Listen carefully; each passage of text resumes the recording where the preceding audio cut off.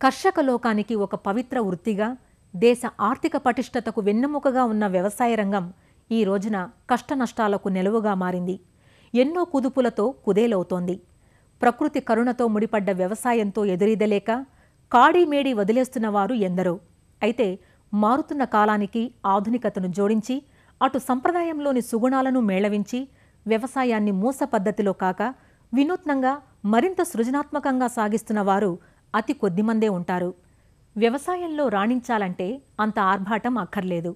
ఒకరిపై ఆధారపడనక్కర్లేదు.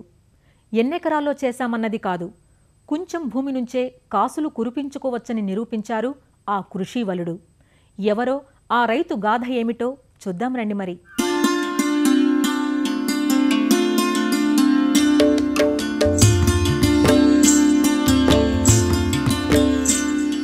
గట్లపై కొబ్బరి చెట్లతో, పుష్కల నీటి వనరులతో అన్నపూర్ణ అన్న పేరును సార్థకం చేస్తున్నట్లుగా బంగారు పంటలతో అలరారుతున్న ఈ ప్రాంతం ఎక్కడిదో ఊహించగలరు కదూ. ఇది తూర్పుగోదావరి జిల్లాలోని కె గంగవరం గ్రామం. ఈ పొలం మధ్యన ఒక పాయ చీలినట్లుగా నీరు ప్రవహిస్తోందేమిటి అని ఆశ్చర్యపోతున్నారా? ఈ నీటిలో ఒక పడవ వేసుకుని పొట్ల పందిర్ని చూస్తున్న ఈ రైతును చూస్తే ఇంకా ఆశ్చర్యపోతారు. మిశ్రమ వ్యవసాయ పంధాకు నిలువెత్తు దర్పణంగా నిలుస్తారు ఈ రైతు. ఈయనే అల్లూరి సూర్యనారాయణమూర్తి. 40 ఏళ్ల వ్యవసాయ అనుభవం ఈయనది. ఈయనకున్న సొంత పొలం 2 ఎకరాలే అయినప్పటికీ ఎంత సృజనాత్మకంగా, మరింత నిర్మాణాత్మకంగా తీర్చిదిద్దారో చూస్తే ఇట్టే అబ్బురపడతారు ఎవరైనా. వరి పొలం చుట్టూ 4 అడుగుల లోతు, 10 అడుగుల వెడల్పుతో ఒక కందకం త్రవ్వించారు. దీనిలో బొచ్చె, శీలావతి చేపలు పెంచుతున్నారు. వరి 70 సెంట్లలో ఉంది. చుట్టూ గట్టు, కందకం తీసివేయగా ఇక మిగిలింది 70 సెంట్ల విస్తీర్ణం. ఈ మిగిలిన భూమిలో 20 రకాలకు పైగా పంటలు పండిస్తున్నారు. గట్లను పటిష్టంగా ఉంచుతున్నాయి ఇదిగో ఈ బొప్పాయి, అరటి చెట్లు, చెరకు. ఇంకా కంద, గోంగూర, టొమాటో, వంగ, మిరప, ఆనప, ద్రాక్ష, పొగాకు, ఒరిస్సా ప్రాంతంలో పండించే ఈ పొటల్స్, స్వీట్ కార్న్ వంటి పంటలెన్నో ఈ క్షేత్రంలో కనిపిస్తాయి. అంతేనా, ఇదిగో ఇటు చూడండి, దేశీ కోళ్ల కోసం ఒక చిన్న గూడు. ఈ ప్రాంతంలో నాటుకోడికి ఉండే గిరాకీని దృష్టిలో ఉంచుకుని 60 నాటుకోళ్లను పెంచుతున్నారు. వీటిలో 15 పుంజులు కూడా ఉన్నాయి. ఒక్కోటి సుమారు ఏడాదికి 150 గ్రుడ్లు పెడుతుంది. రోజు 50 గ్రుడ్లు వస్తాయి. నాటుగుడ్డు ధర ఎంత లేదన్నా 5 రూపాయలకు తక్కువ ఉండదు. రోజు గ్రుడ్ల ద్వారా 250 రూపాయల ఆదాయం వస్తోంది. ఒక్కో కోడి ద్వారా చివరకు సుమారు 500 రూపాయలు మిగులుతుంది. మొత్తానికి కోళ్ల మీద 25,000 ఆదాయం వస్తోంది సంవత్సరానికి. ఈ కోళ్ల షెడ్డు పైన మరో గూడు కనిపిస్తోంది కదా, ఇందులో పావురాలను పెంచుతున్నారు.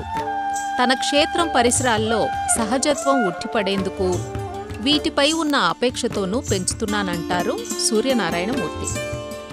చేపల గుంటలో నీరు పెట్టకముందు కందకంలో అక్కడక్కడ బలమైన కర్రలను ఆధారంగా నిలబెట్టి కట్టకు ఇరువైపులా గుడారం ఆకారంలో తేలికపాటి కర్రలతో చుట్టూ నిర్మించుకున్నారు. తరువాత కందకంలోకి నీళ్లు నింపి 450 చేప పిల్లలు వదిలారు. ఈ పందిళ్లపైకి ద్రాక్ష, పొట్ల, సొర వంటి తీగజాతి మొక్కలను ప్రాకించడానికి అవకాశం కలుగుతుంది.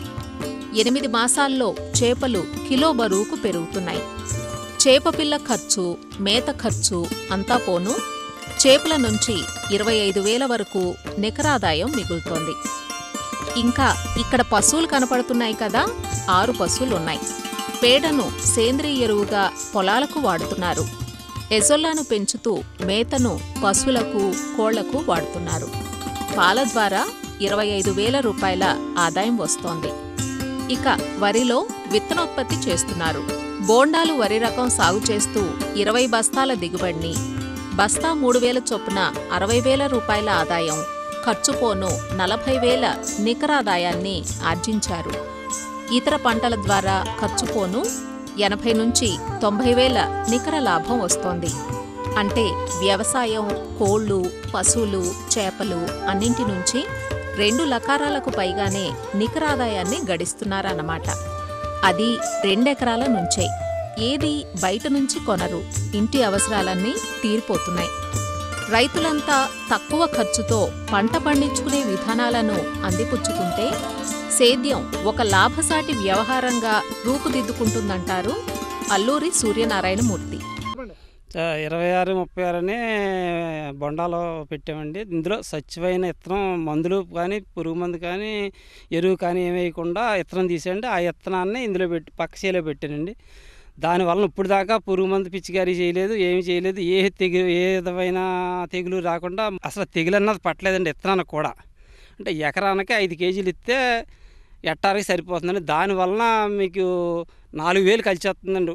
ఊరిని ఊడుపు దమ్ పెట్టుబడిలో ఎజ్జలిన దానికన్నా తక్కువ వస్తుందండి. 4 బస్తాలు ఎక్కువ పండుతుందండి. మళ్ళీ తక్కువ ఖర్చుతో ఎక్కువ ఆదాయం వచ్చేలా ఏర్పరిచే విధానం ఆలోచిస్తుందండి. ఏ విధమైన కెమికల్ వాడలేదు. 70 సెంట్లు వరి, 70 సెంట్లు పూర్తి ఆర్గానిక్, పూర్తి విత్తనం అండి. మళ్ళీ నువ్వు జల్లాం.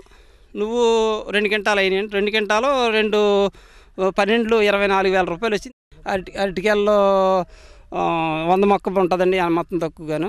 అరటికాయల కనీసం 200 చూసుకున్నా, అరటికాయల 100 రూపాయలు చూసుకున్నా 10,000 రూపాయలు దానికి ఆదాయం వస్తుంది. నాది కంద తీసామండి, కొంత గుమ్మడి తీసాం. 1 టన్ను దాకా ఆనపకాయలు అయినాయండి.